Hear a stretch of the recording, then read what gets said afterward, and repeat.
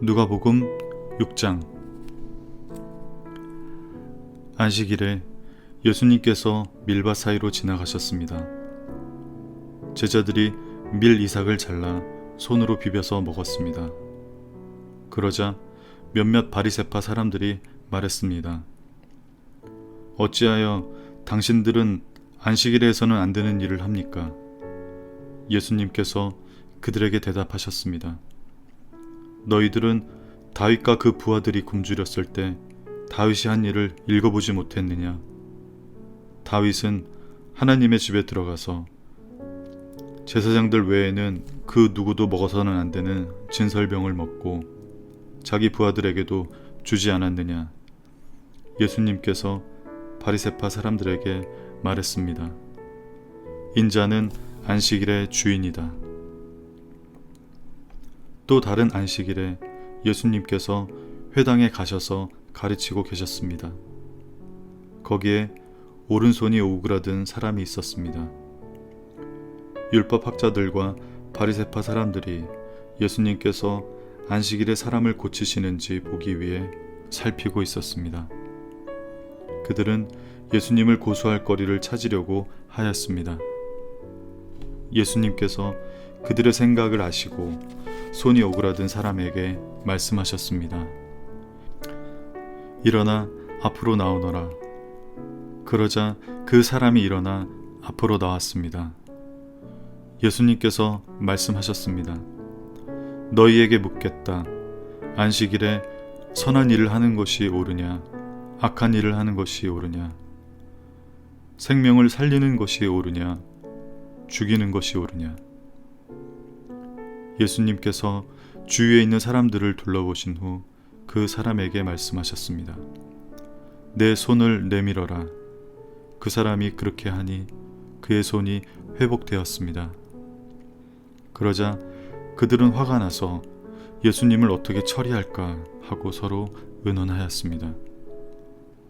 그때 예수님께서 기도하러 산으로 올라가셨습니다. 예수님께서 밤을 지새며 하나님께 기도하였습니다. 날이 밝자 예수님께서 제자들을 부르셨습니다. 그리고 그들 중에서 12명을 뽑아 사도라고 부르셨습니다. 이들은 예수님께서 베드로라고 이름을 지어주신 시몬과 그의 동생 안드레, 그리고 야고보와 요한, 그리고 빌립과 바돌로메, 그리고 마테와 도마, 알페오의 아들 야고보와 열심파라고 불리는 시몬, 야고보의 아들 유다와 배반자가 된 가롯 유다였습니다. 예수님께서 제자들과 함께 산에서 내려와 평지에 서 계셨습니다. 거기에는 제자들이 많이 있었고 온 유대와 예루살렘과 두로와 시돈 해안 지방에서 온 사람들도 많이 있었습니다. 그들은 예수님의 말씀을 듣고 자신들의 병도 치료받으려고 왔습니다. 더러운 귀신으로 고생하는 사람들이 다 나았습니다. 사람들은 예수님을 만져보려고 애썼습니다. 그것은 능력이 예수님께로 나와 그들을 모두 낫게 하였기 때문입니다. 예수님께서 눈을 들어 제자들을 보시고 말씀하셨습니다. 가난한 사람들은 복이 있다. 그것은 하나님 나라가 저희들의 것이기 때문이다. 지금 굶주린 사람들은 복이 있다. 그것은 너희가 배부르게 될 것이기 때문이다. 지금 우는 사람들은 복이 있다. 그것은 너희가 웃게 될 것이기 때문이다. 인자 때문에 사람들이 너희를 미워하고 너희를 배척하고 욕하고 누명을 씌울 때 너희에게 복이 있다. 그날에 기뻐하고 뛰어놀아라. 이는 하늘에서 너희의 상이 크기 때문이다. 그들의 조상들도 예언자들을 그렇게 대하였다. 그러나 너희 부자들은 화가 있다. 너희는 이미 위로를 다 받았다. 지금 배부른 너희들은 화가 있다. 너희가 굶주리게 될 것이다. 지금 웃는 사람들은 화가 있다. 너희가 슬퍼하며 울게 될 것이다. 모든 사람들이 너희를 칭찬할 때에 화가 있다.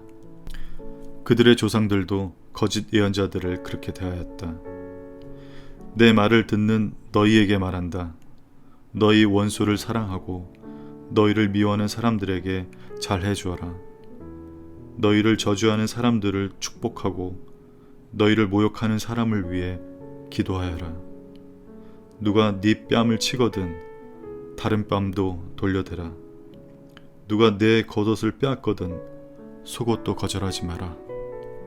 달라는 사람은 누구에게든지 주어라. 내 것을 빼앗는 사람에게 돌려달라고 하지 마라. 너희는 다른 사람이 내게 해주길 바라는 대로 다른 사람에게 해주어라. 너희가 만일 너희를 사랑하는 사람만 사랑한다면 칭찬받을 것이 무엇이냐? 죄인들도 자기를 사랑해주는 사람은 사랑한다. 너희가 만일 너희에게 잘해주는 사람에게만 잘해준다면 칭찬받을 것이 무엇이냐? 죄인들도 그렇게는 한다. 너희가 만일 되돌려 받을 수 있겠다고 생각하는 사람에게 꾸어준다면 칭찬받을 것이 무엇이냐? 죄인들도 그대로 돌려받을 생각으로 죄인들에게 꾸어준다. 너희는 원수를 사랑하고 좋게 대하며 되돌려 받을 생각을 하지 말고 꾸어주어라. 그러면 너희의 상이 클 것이고 가장 높으신 분의 아들이 될 것이다. 이는 하나님께서는 은혜를 모르는 사람과 악한 사람에게도 자비로우시기 때문이다.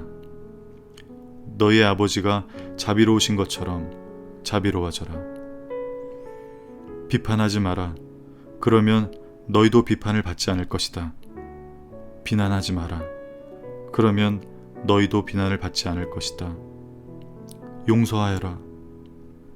그러면 너희도 용서받을 것이다. 주어라. 그러면 너희에게도 주어질 것이다. 되를 누르고 흔들어 넘치도록 재어서 너희의 품에 안겨주실 것이다. 너희가 남에게 줄 때에 잰 분량만큼 너희가 도로 받을 것이다. 그리고 예수님께서 이런 비유를 그들에게 말씀하셨습니다. 보지 못하는 자가 보지 못하는 자를 어떻게 안내할 수 있느냐? 둘 다 구덩이에 빠지지 않겠느냐? 학생이 선생보다 더 나을 수는 없다. 그러나 누구든지 다 배우고 나면 선생과 같아질 것이다. 어찌하여 너는 형제의 눈에 있는 작은 티는 보면서 내 눈 속에 있는 큰 통나무는 보지 못하느냐? 내가 자신의 눈 속에 있는 큰 통나무는 보지 못하면서 어떻게 형제에게 형제여 내 눈 속의 티를 빼어주마 라고 말할 수 있느냐? 위선자여 우선 내 눈 속에 있는 통나무나 빼내라. 그런 다음에야 내 눈이 잘 보여서 형제의 눈 속에 있는 티를 뺄 수 있을 것이다. 좋은 나무가 나쁜 열매를 맺을 수 없고 또 나쁜 나무가 좋은 열매를 맺을 수 없다. 나무마다 그 열매로 안다. 가시나무에서 무화과를 얻을 수 없고 가시덤불에서 포도를 딸 수 없다. 선한 사람은 그 마음속에 선한 것을 쌓았다가 선한 것을 내고 악한 사람은 그 마음속에 악한 것을 쌓았다가 악한 것을 낸다. 왜냐하면 사람은 그의 마음속에 쌓여있는 것을 말하기 때문이다. 너희는 나에게 주여 주여 하면서 왜 내가 말한 것은 행하지 않느냐? 누구든지 내게 와서 내 말을 듣고 그대로 하는 사람이 어떠한 사람과 같은지 너희에게 보여주겠다. 그는 땅을 깊이 파고 바위 위에 기초를 놓고 집을 짓는 사람과 같다.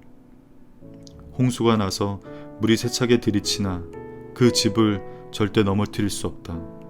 그것은 집이 잘 지어졌기 때문이다.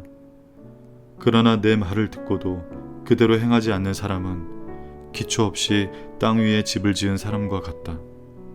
물이 들이치자 그 집이 즉시 무너졌고 그 피해가 컸다.